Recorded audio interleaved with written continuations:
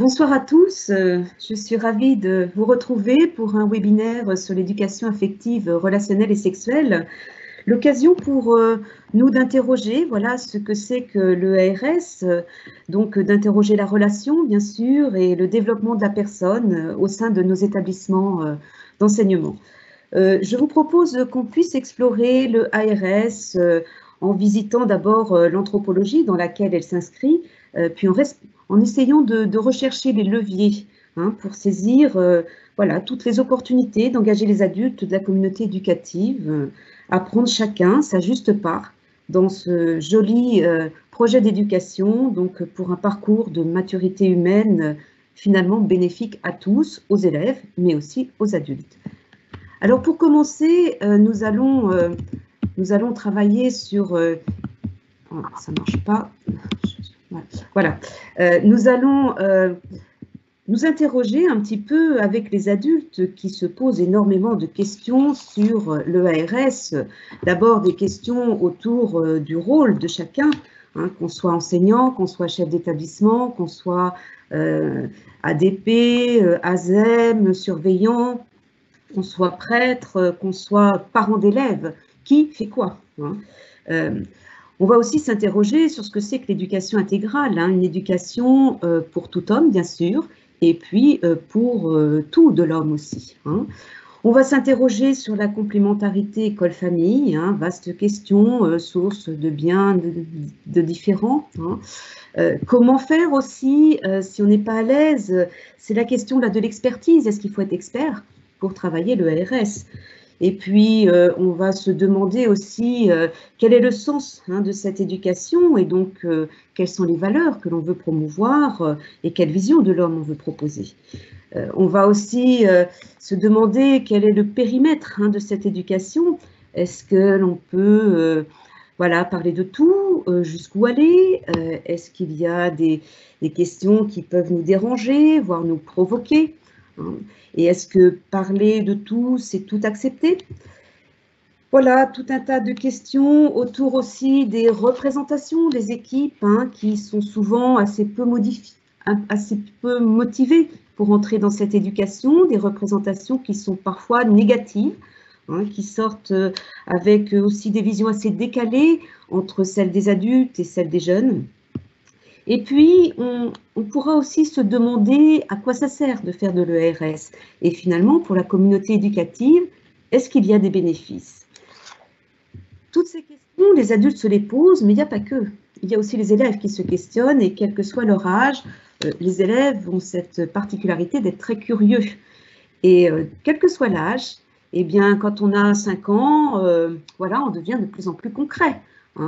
Et puis à 7 ans, on s'intéresse aux nouveaux mots et on a envie d'apprendre du vocabulaire. Voilà, 9 ans, on a envie de comprendre aussi, effectivement. Et puis, on devient adolescent et là, le corps change et on entre dans la puberté. Et donc, la sexualité, on commence à avoir un corps qui devient plus fonctionnel.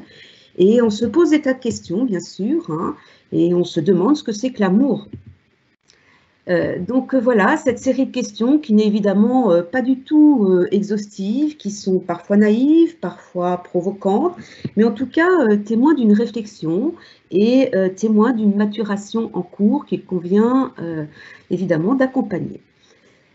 Malheureusement, les adultes ne sont pas toujours présents et ont du mal parfois à répondre à ces questions. Donc, ils passent par un certain nombre de sentiments qui dépendent bien évidemment à la fois de leur histoire personnelle, pour chacun, du contexte aussi sociétal et culturel dans lequel on est, et puis aussi tout simplement parce que la sexualité, eh bien, c'est une grande affaire de l'existence.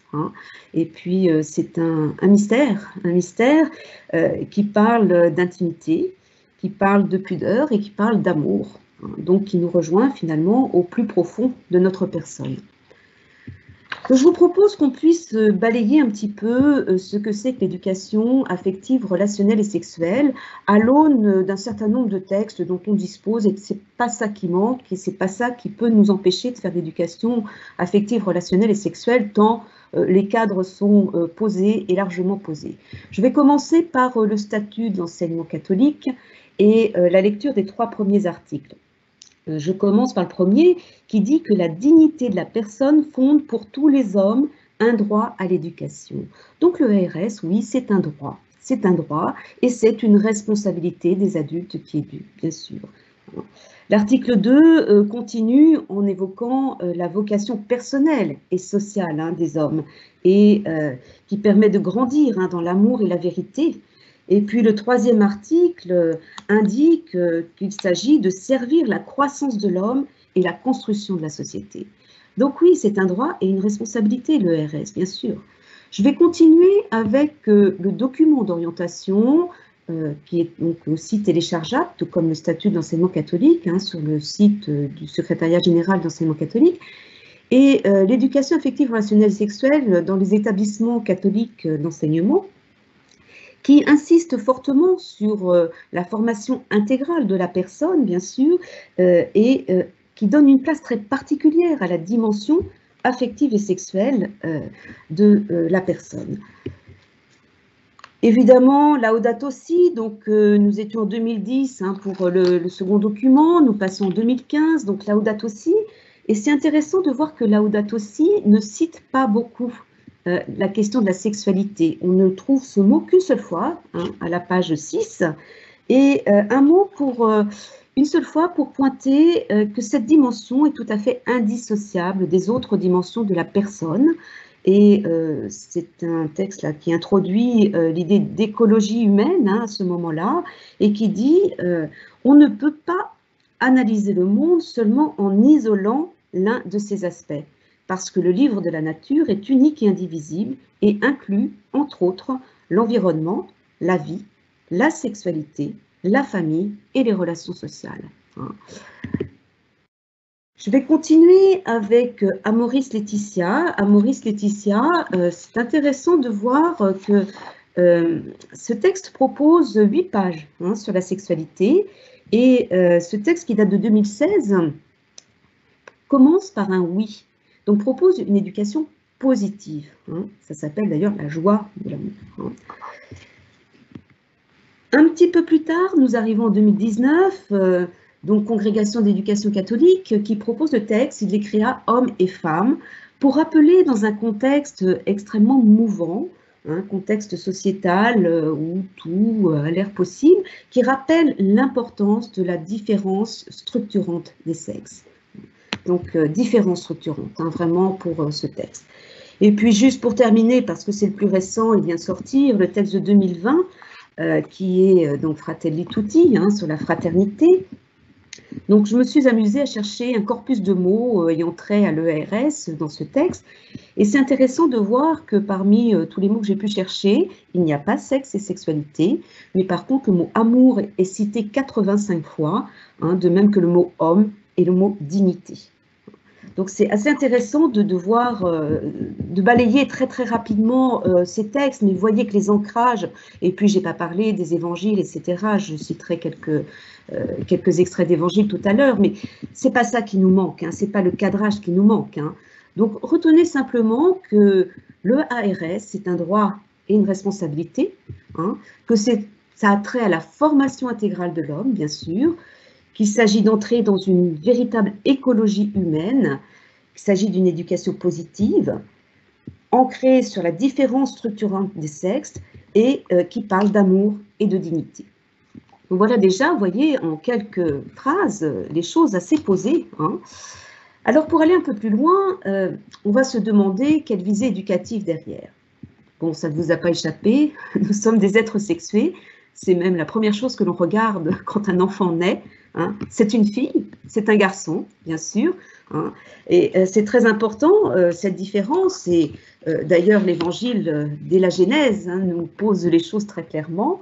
Donc j'ai pris le texte, le premier, qui est le plus récent, parce que l'homme et la femme, ils sont créés en même temps. Hein. Et donc, la Genèse pose d'emblée l'identité biologique, bien sûr, hein, donc le sexe. Donc, pour parler identité, on doit compléter avec l'idée effectivement aussi d'identité de genre, hein, qui est le rôle socio-culturel du sexe. Hein. Donc, cette identité de genre est entrée dans la loi en 2016. Et c'est intéressant de voir que le magistère catholique l'a aussi accepté en 2016, mais en indiquant très clairement qu'il s'agissait de ne pas différencier et de ne pas séparer l'identité biologique de l'identité de genre. Hein. Et puis pour compléter, évidemment, et être tout à fait exhaustif, je vous parlerai de l'orientation sexuelle, donc hétérosexuelle souvent, parfois homosexuelle, et qui est, comme le dit le catéchisme de l'Église catholique, une donnée de l'existence non choisie, hein, donc au chapitre 2358 très exactement. Donc voilà un petit peu les choses posées hein, concernant la sexualité, qui est une dimension tout à fait fondamentale de l'homme, hein, de la personne, et non dissociable de tout l'être, hein, et donc un véritable projet de vie. Hein.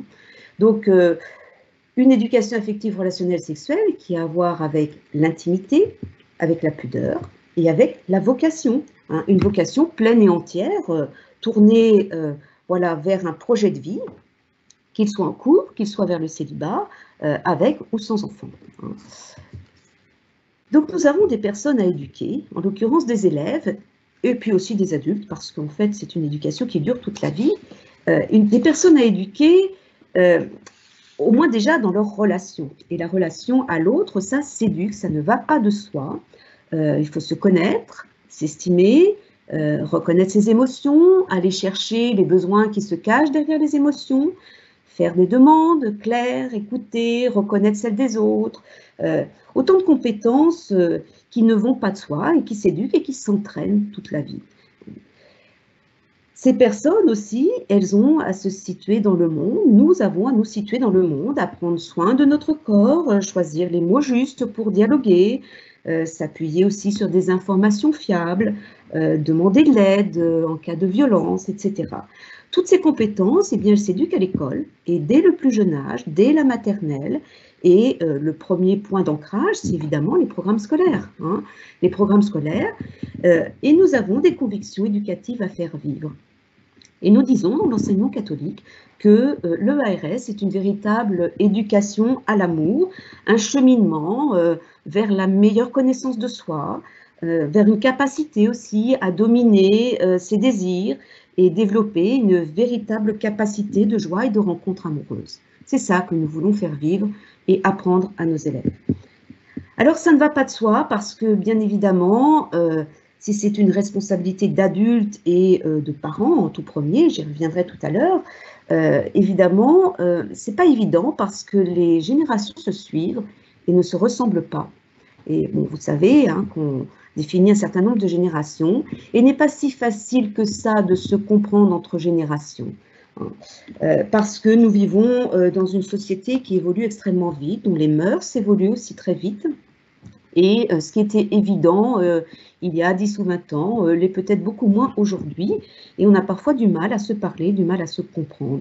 Et puis nous vivons aussi dans une diversité de cultures où les représentations, les approches du corps, du couple, de la famille sont parfois différents.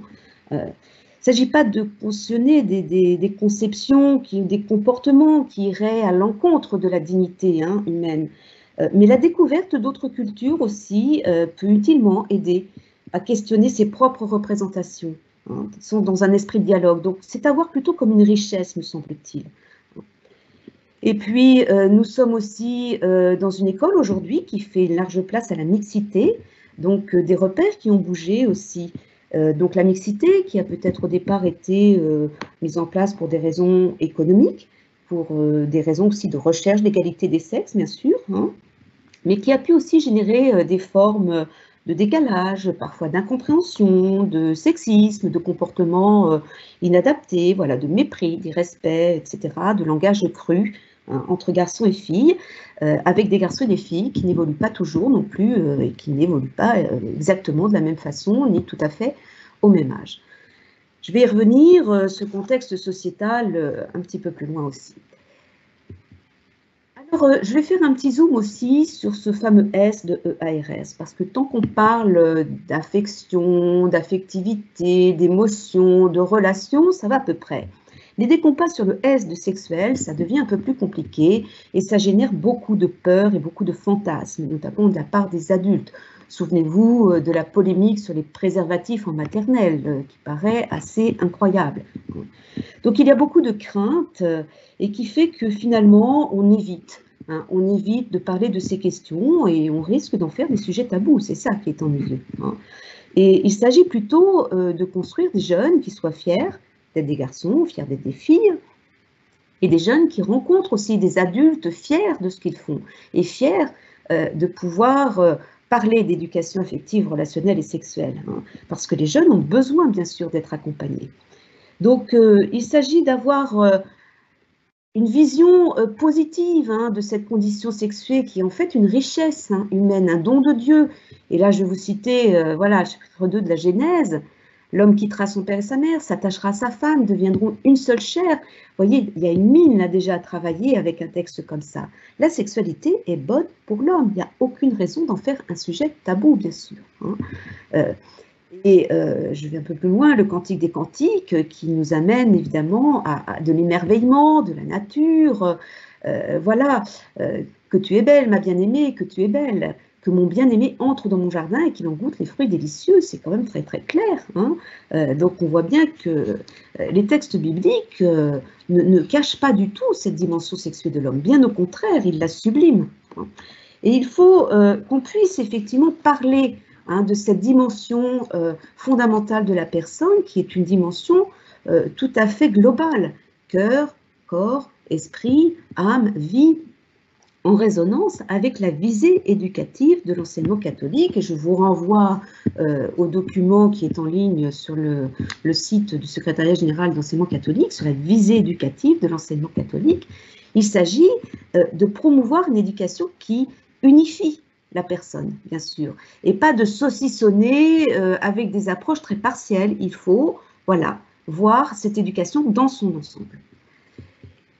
Donc c'est une question aussi, la sexualité, de liberté et d'engagement, bien entendu, parce qu'aujourd'hui, la sexualité, si on en juge par les médias, par ce qui est promu dans une certaine culture ambiante, serait complètement réduite à la libido. Bah non, bien sûr que non. Bien sûr que non. Il s'agit d'exercer sa relation à l'autre avec une visée plus vers l'amour, vers le désir de l'autre, bien sûr, qui est éduqué, le don de soi. Il s'agit d'exercer sa responsabilité pour soi, pour l'autre, bien sûr, et puis de gouverner ses choix. Un petit peu, la sexualité, ça engage. C'est un vrai projet engageant. Et c'est un chemin de liberté, voilà, qui permet effectivement d'échapper aux conditionnements environnants qui pourraient nous embarquer dans des représentations un petit peu partielles de ce que c'est que l'intégralité de la personne. Donc il s'agit vraiment, le RS est un projet, est un véritable projet qui doit faire partie du projet d'établissement. Alors le contexte sociétal, je vais un petit peu compléter encore parce qu'il faut quand même souligner que les modèles familiaux évoluent. Je vous l'ai dit, primauté de la famille, et ça c'est quelque chose de très fort pour l'enseignement catholique, la primauté de la famille. Ça ne veut pas dire que la famille fait tout le temps, que c'est elle qui fait tout, mais c'est sa responsabilité. Donc ça se fait forcément en partenariat avec la famille. Et aujourd'hui, l'école catholique accueille toute une diversité de familles, qu'elles soient mariées, pas mariées, hétérosexuelles, homosexuelles, recomposées, etc., avec des repères qui ne sont pas forcément toujours partagés avec l'école, avec l'Église, etc. Et donc, il faut effectivement pouvoir travailler ce partage de repères pour pouvoir construire ensemble une éducation qui soit cohérente. L'enseignement catholique est ouvert à tous, nous y tenons beaucoup et nous souhaitons le voir, ça aussi, comme une occasion de dialogue, de confrontation fructueuse. La place du numérique aussi, je trouve important de le souligner parce qu'aujourd'hui, ça pose la question de la transmission. Les enfants vont beaucoup plus volontiers chercher des réponses sur le net plutôt que dans la famille ou du côté des proches.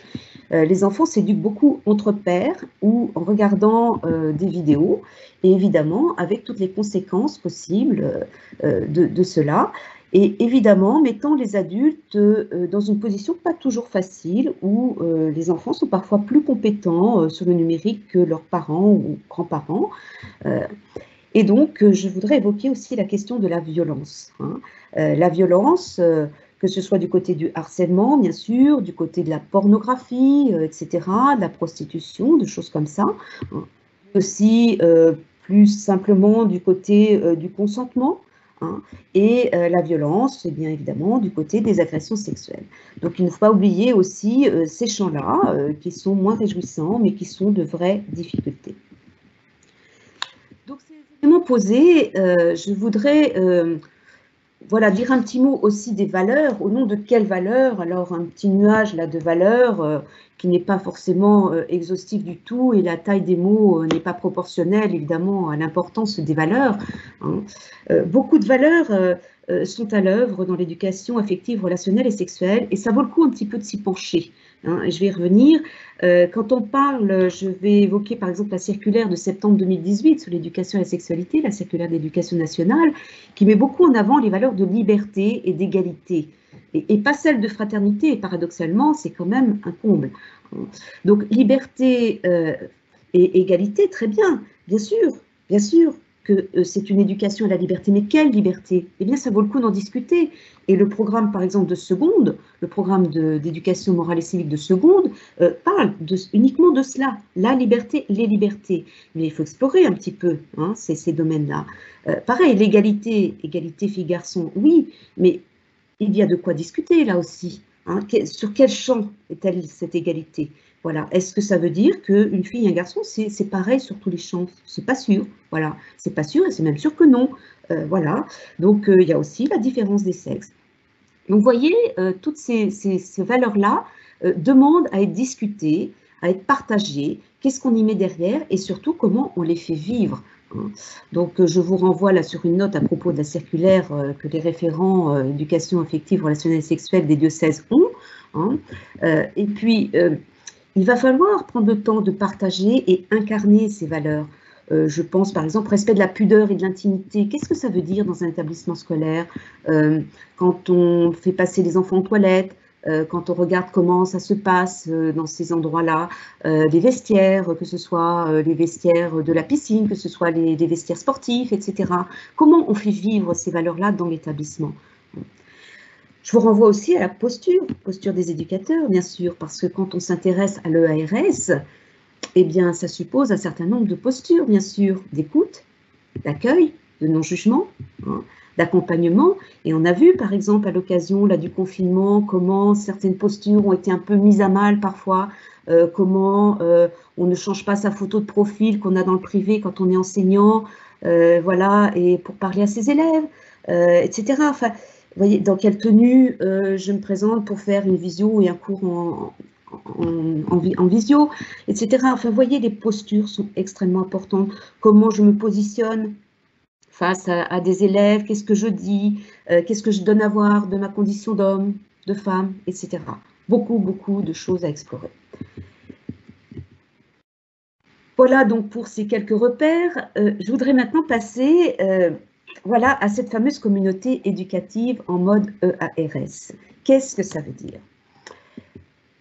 Il n'y a pas de modèle. Il n'y a pas de modèle parce que la diversité, comme la spécificité des situations vécues, invite chaque établissement à construire sa proposition. Et ça tombe bien parce que la subsidiarité, c'est aussi notre ADN. On n'éduque pas et on ne propose pas les mêmes choses dans un établissement, je ne sais pas moi, professionnel, lycée professionnel, que dans un petit collège de 150 élèves ou dans une école primaire de 4 classes. Voilà. Milieu rural, milieu urbain, etc. Les problématiques, les besoins peuvent être assez différents les uns des autres. En tout cas, il faut une volonté. Il faut toujours une volonté. Il faut une communauté éducative qui veuille faire vivre ce projet éducatif d'enseignement catholique. toutes nos écoles, voilà, sont des établissements catholiques d'enseignement. Hein. C'est écrit dessus, il y a ce logo là que vous avez en haut à gauche de l'écran, hein, bien sûr. Et le déploiement de l'ERS, quand on regarde comment ça se passe, en fait, il y a souvent deux types de circonstances qui font que l'ERS se déploie. L'ERS se déploie en général quand il y a des rencontres humaines qui ont permis l'assemblage de la volonté des uns et la compétence des autres et la disponibilité des capacités d'action. Cette synergie-là de quelques personnes plus motivées que d'autres, voilà, avec des ressources qui ont été repérées, fait que ça démarre. Et puis d'autres fois, eh bien, le déploiement de l'ERS se met en place quand surviennent des incidents graves, hein, qui ont provoqué voilà, des prises de conscience et invité les responsables à surmonter leurs appréhensions.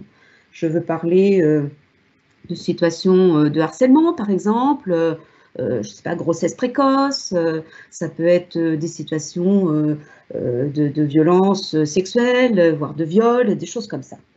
C'est dommage d'attendre, hein, d'attendre ces incidents graves, parce qu'il y a bien des choses à faire voilà, avant, et effectivement, il faut poser des repères et des jalons pour les élèves. La première étape absolument incontournable, quel que soit l'établissement, ça va être de réunir les adultes pour qu'ils se parlent et s'interrogent. Il faut que les adultes partagent sur leurs représentations, leurs convictions, leurs peurs. Et il faut que les adultes réalisent un état des lieux, des besoins de leur établissement, pas chez le voisin, dans cet établissement, de quoi on a besoin. Donc il s'agit de se mettre autour d'une table, toute la communauté éducative, donc les parents, les enseignants, les éducateurs, les ADP, etc., se mettre autour de la table pour partager sur ce que l'on met derrière EARS. Et on vous a préparé un outil, hein, Anima EARS, j'y reviendrai tout à l'heure, pour vous aider à animer des réunions de cet ordre-là. Ça, c'est la première étape. Ensuite, il s'agit de repérer ce que l'on fait déjà. Vous ne faites pas rien hein, en EARS, c'est évident. L'état des lieux, c'est une opportunité, bien sûr, hein, pour voir que vous faites des choses dans la relation, au quotidien, qui concernent finalement l'EARS sans que vous mettiez ce mot-là derrière. L'EARS, ça fait partie de l'approche spécifique de l'enseignement catholique, hein, puisqu'on parle de formation intégrale de la personne. Et puis, l'EARS est extrêmement présent dans les programmes scolaires, hein, dans les programmes de l'éducation nationale. Hein. Nous avons recensé, alors à l'école primaire, vous prenez l'éducation morale et civique, c'est une mine, collège également, lycée également, hein, vous avez ça. Et puis, dans chaque matière, vous avez de quoi travailler sur des thématiques qui ont trait à l'EARS. Donc, il va falloir se familiariser avec ce terme de EARS en travaillant sur les textes de référence, hein, ceux que je vous ai cités, mais aussi d'autres. Ça peut être des textes d'évangile, il y a des choses très, très intéressantes. Et c'est ce que l'on a fait. Je vous proposerai quelque chose tout à l'heure aussi autour de la mallette au fil de la vie. Voilà. Vous pouvez travailler avec l'équipe de pilotage diocésaine. Nous avons une 50aine de référents EARS dans les diocèses qui sont souvent entourés d'une équipe. Eh bien, il faut aussi les mobiliser. Et puis des partenaires. Hein. Nous avons des partenaires qui sont formés, qui sont souvent d'ailleurs même conseillers conjugaux et familiaux, qui sont éducateurs à la vie, hein, et qui sont formés et qui savent voilà, accompagner des groupes d'adultes et des groupes d'enfants. Donc il faut pouvoir travailler avec des partenaires extérieurs. Cette communauté éducative en mode EARS, comment peut-elle déployer l'EARS ? Il va falloir prendre le temps de se représenter collectivement la vision. Qu'est-ce qu'on aurait comme vision hein, pour notre communauté éducative hein, c'est-à-dire, comment on se la représente? Quelles sont les valeurs qui fondent cette communauté éducative? Souvent, il y a un projet d'établissement qui déjà nomme un certain nombre de valeurs. Est-ce que c'est partagé par les membres hein, de cette communauté éducative? Et quels objectifs on peut se donner? Pas des objectifs inatteignables, non, des choses simples, mesurables, atteignables, réalistes, tenables. Et puis pas pour dans 10 ans, non, pour dans 18 mois, 2 ans, comment on se voit? Notre EARS sera réussi, voilà, si on a fait quoi? Si on a mis en place quoi? Et qui le fait et comment? Et quelles sont les actions prioritaires? Par quoi on va commencer? Il faut être très pragmatique. Cette communauté, elle devra expliciter ses objectifs, donc sur les valeurs partagées, par exemple le respect, la bienveillance, le non-jugement, la confiance en soi, la confiance en l'autre. Comment est-ce qu'on vit ensemble la relation? Comment est-ce qu'on vit ensemble la fraternité, la solidarité, hein, le fameux « prends soin de ton frère », hein, comment on le vit? C'est concret, le RS, c'est extrêmement concret, c'est d'abord au quotidien que ça se vit. Et puis, dans une perspective plus programmatique, il faut pouvoir prendre en compte la situation spécifique de l'établissement, le type d'élève qui est accueilli dans cet établissement, la réalité présente, les ressources que vous avez, les envies de cette communauté éducative. C'est ça qui fera que les gens vont s'engager ensemble. Cette communauté éducative, elle va aussi avoir un plan d'action, bien sûr. Donc, vous pouvez constituer des référents au sein des communautés. Certains diocèses l'ont fait. On travaille avec des référents dans chaque établissement qu'ils forment sur 2 années. Et ils ont plusieurs promotions comme ça de référents qui sont formés. Et ça finit par constituer un pool de personnes assez intéressant qui peuvent effectivement se soutenir. Il faut inscrire cette démarche dans un projet d'établissement, ça c'est important, que ce soit connu, explicite et communiqué, hein, y compris en y associant les élèves, hein, j'y reviendrai tout à l'heure sur les élèves. Il faut évidemment se former, même si on n'a pas besoin d'être expert, c'est intéressant de se former, qu'il y ait quelques personnes formées dans l'établissement, hein. Et puis, on peut mettre aussi en place des actions, hein, pour les parents, pour les adultes éducateurs. On peut proposer des ateliers, parents jeunes par exemple, et repérer toutes les opportunités de travailler sur le A, sur le R, sur le S dans les programmes scolaires. Et il y a vraiment de quoi faire. Donc, il s'agit vraiment d'un projet. J'ai parlé de maturité humaine, hein, dans mon introduction. C'est une composante clé, hein, qui engage tous les acteurs de la communauté éducative. Donc, quand on me dit « est-ce que c'est bien mon rôle ?» Mais bien sûr que c'est bien ton rôle de le faire. Bien sûr, hein, que tu sois parent, que tu sois enseignant, éducateur, personnel technique, tout le monde a un rôle à jouer dans ce domaine. Et puis, il faut s'appuyer sur un engagement déterminé des responsables. Quand je parle des responsables, eh bien, ce sont évidemment les chefs d'établissement, évidemment les directeurs diocésains, mais aussi les directeurs d'établissements de formation et au niveau national, bien sûr, le secrétaire général et le département éducation en particulier. Voilà. Tout le monde doit s'engager et soutenir cette proposition. Alors, cette communauté en mode ERS, elle peut aussi s'appuyer sur des outils. Et je vous parlais tout à l'heure de la mallette au fil de la vie, hein, qui a été éditée il y a maintenant quelques années, qui s'est enrichie ensuite d'un document pour les éducateurs qui est un travail de réponse, hein, sur les questions d'enfants, voilà, qui peuvent être plus ou moins difficiles, hein.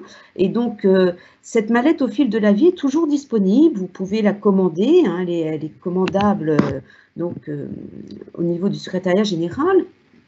Et nous avons conçu un outil aussi pour animer le cycle 3 au fil de la vie, au fil de la classe. Il s'agit d'une proposition un petit peu clé en main qui va travailler sur les 3 dimensions qui sont proposées, hein, exister, aimer, être libre. Vous voyez, déjà un vaste programme. Donc, ça permet de réfléchir sur toutes ces 3 questions-là et en articulation aussi avec des textes d'évangile. On peut vous proposer aussi des textes d'évangile qui peuvent faire réfléchir. Alors, il ne s'agit pas de savoir si les gens sont croyants, pas croyants, etc. Mais c'est un outil intéressant parce que c'est un patrimoine que nous avons en commun et qui dit beaucoup de choses de la vie de l'homme. C'est ça qui est intéressant. Nous avons aussi tout un document sur les liens entre les programmes de cycle 2, 3 et 4 et cette mallette au fil de la vie qui est à votre disposition, hein, et qui montre combien, en piochant dans les programmes, donc un enseignant, bien sûr, tout simplement en faisant son métier, fait de l'ERS, bien sûr. Et puis, nous travaillons sur un parcours, hein, de maturité humaine en donnant des repères pour les adultes sur ce S de EARS. Donc, nous en sommes au cycle 3. Nous avons encore le cycle 4 et le lycée à écrire. Donc, cela devrait paraître en fin d'année, hein. Il s'agit de donner des repères aux adultes. Nous avons bien pris en compte le fait que les adultes n'étaient pas à l'aise sur ces questions-là, ne savaient bien souvent pas quoi répondre, ne savaient pas à quel stade de développement l'enfant était censé être. Et donc, ce document est destiné à répondre à ces questions-là. Et puis Anima ERS, qui est un document d'animation d'une communauté éducative ou d'un groupe de communautés éducatives pour parler justement de l'ERS, faire émerger les représentations sur l'ERS et se partager. Donc il y a un photolangage, il y a quelques outils d'animation et vous verrez, l'idée c'est d'arriver à la construction d'un blason qui dirait, voilà, pour notre communauté éducative, qu'est-ce que l'on souhaite promouvoir ici, maintenant, dans cette école-là, voilà, et comment on va s'y prendre et à quelle échéance. Il est souhaitable aussi de travailler avec et pour les jeunes. Je vous l'ai dit tout à l'heure, il y a de vrais décalages entre les représentations des adultes et les représentations des jeunes. Je vous renvoie vers le projet ICANN, Moi je peux, qui justement invite les jeunes à se prendre en main et à construire des réponses à leurs questions ou les problématiques qu'ils ont envie de travailler. Donc ça, vous avez aussi des outils disponibles pour cela. Et puis s'appuyer sur les partenaires, je vous l'ai dit tout à l'heure, pour être accompagné, pour réfléchir en équipe de pilotage. Il ne faut pas faire ça seul, c'est une évidence. Il faut sensibiliser, former les adultes. Et Formeris propose voilà, des choses sur la formation. Vous avez beaucoup de partenaires qui proposent aussi des choses pour la formation. Et puis l'ambition de 3 séances par an par classe dans tout l'enseignement catholique, en complément des propositions quotidiennes cohérentes dans l'établissement. Parce qu'évidemment, 3 séances, ça n'a pas de sens si ce qui se vit dans l'établissement n'a rien à voir avec le ERS. C'est pour ça que je vous invite à une communauté en mode ERS, bien sûr. Donc, je vous rappelle aussi la charte de l'intervenant ERS, parce que c'est une responsabilité de faire intervenir des gens sur cette question-là. Et évidemment, il s'agit de prendre le temps aussi de se connaître, de savoir ce que l'on attend de ce partenaire, que ce partenaire puisse expliciter ce qu'il peut apporter à l'établissement et au projet éducatif de l'établissement, voilà, en complément de ce qui se vit au quotidien et de ce qui s'enseigne dans les programmes. Il ne s'agit pas non plus que les partenaires viennent faire les programmes scolaires à la place des enseignants. Ça, c'est le boulot des enseignants. Mais par contre, pour des questions plus intimes, des questions plus délicates, il paraît très intéressant que différents partenaires au cours de la scolarité viennent rencontrer les élèves. Et je terminerai avec les bénéfices parce que, contrairement à ce que vous pensez, évidemment, ça demande de l'investissement, mais il s'agit bien d'une expérience très positive. Et toutes les communautés qui sont engagées sur ces questions-là le disent. C'est un changement de perspective, bien sûr, pour un pacte éducatif renouvelé, où les adultes prennent leurs responsabilités et les exercent réellement. C'est un enjeu ambitieux, exigeant, parce qu'évidemment, ça passe par un travail personnel. On ne fait jamais l'économie de se poser des questions sur sa propre posture. Et moi, j'en suis où par rapport à l'ERS. Et c'est aussi un travail collectif au sein des différents établissements et des diocèses.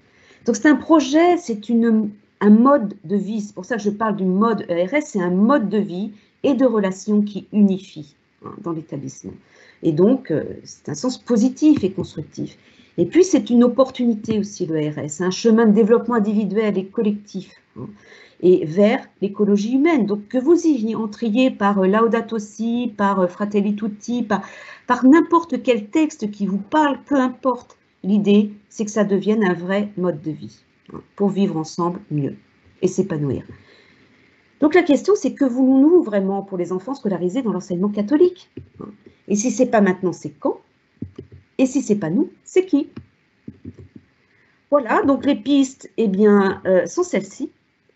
Si un enfant, voilà, vous pose des questions, c'est que tout adulte de la communauté éducative puisse dire « Oui, elle est intéressante ta question. Je ne pensais pas que tu te posais ce type de questions. » C'est ouvrir un horizon désirable, en fait. Faire confiance aux jeunes, proposer un regard joyeux et positif. Voilà, et beaucoup de gains et de bénéfices pour tous, avec un climat d'établissement amélioré, c'est ce que disent les communautés engagées, et un levier de développement personnel et collectif. Et je terminerai juste par la carte de vœux de l'enseignement catholique de janvier dernier, voilà, avec cette phrase de Christus Vivit.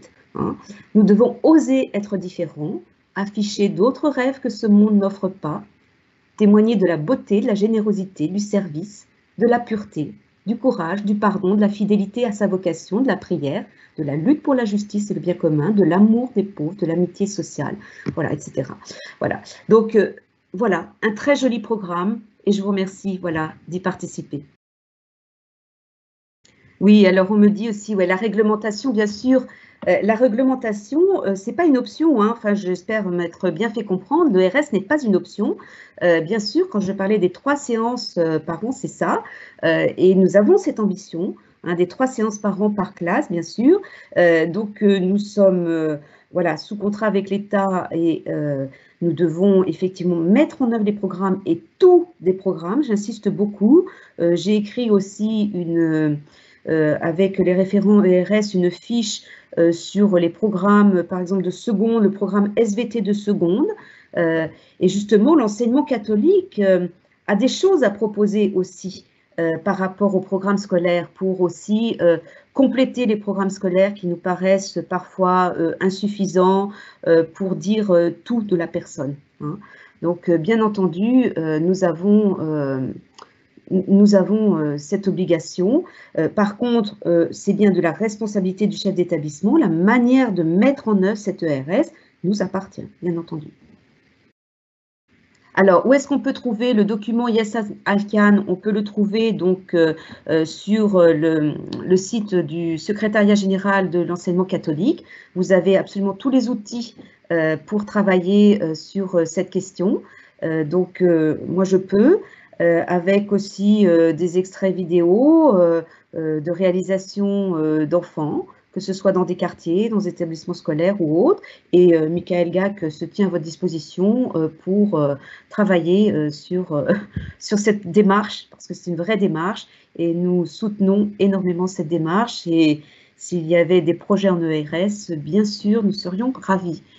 Quelqu'un me dit, où est-ce qu'on peut trouver l'outil Anima ERS? Donc, on peut le trouver auprès des référents ERS, voilà, qui ont travaillé dessus à la dernière session nationale. Voilà, et sinon, vous pouvez m'écrire voilà, pour que je vous le propose. Donc, je me tiens à votre disposition. Si jamais il y a d'autres questions et d'autres demandes d'accompagnement, n'hésitez pas. Voilà. On a une question, Josiane. Ah, une question. Tu souhaites que je te la lise? Oui, bien sûr, parce que je ne vois pas là. Ouais. Alors, pourrait-on créer un groupe pour répertorier les opportunités de ARS dans les différentes disciplines? Le faire seul me paraît fastidieux. Alors, oui, il y a déjà du travail de fait puisqu'on a déjà repéré les opportunités en éducation morale et civique et SVT pour le cycle 1, le cycle 2, 3 et 4, ça c'est fait. On a travaillé, donc je vous disais, sur SVT lycée. On avait commencé un travail sur les nouveaux programmes de lycée, donc notamment l'EMC avec la question de la liberté, les libertés. Il y a d'autres sur le numérique, par exemple, tout ce qui est numérique aussi au lycée, très très intéressant. Il y a un vrai travail possible à faire.